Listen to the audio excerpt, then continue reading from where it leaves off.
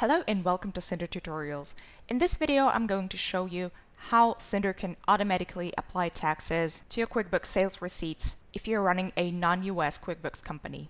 It sometimes happens so that your payment processor does not contain tax information that should be recorded to your QuickBooks company.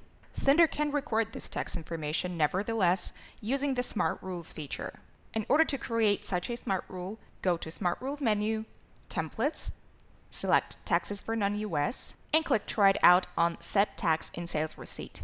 We've prepared this template for you to edit according to your needs and make Synder work perfectly for you. Every rule starts with a certain trigger, and in here it's whenever a sales receipt is created by Synder in your QuickBooks. Then we see a couple of condition blocks and action blocks. Let's see how to edit the conditions first.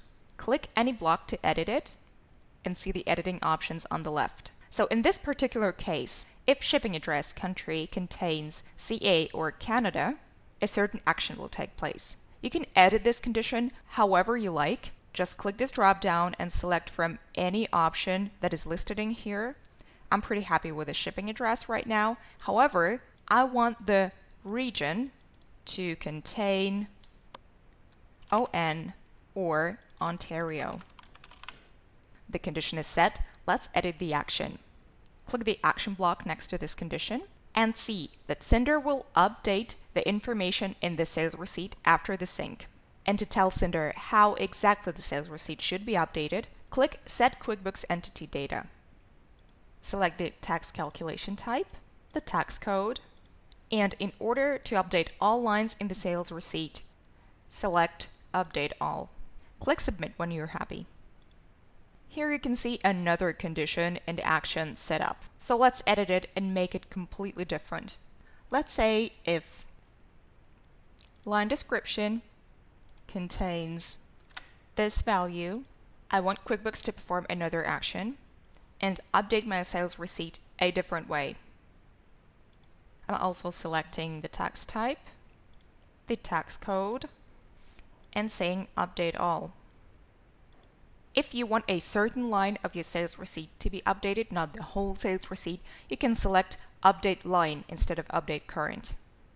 You can extend this rule, make it bigger by adding new conditions like this, clicking No on the nearest one and selecting any block, saying Condition, and setting it up like this.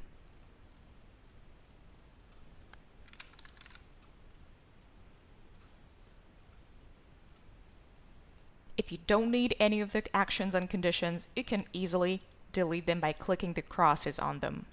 Now let's save the rule that we have and do a test sync to see how it works.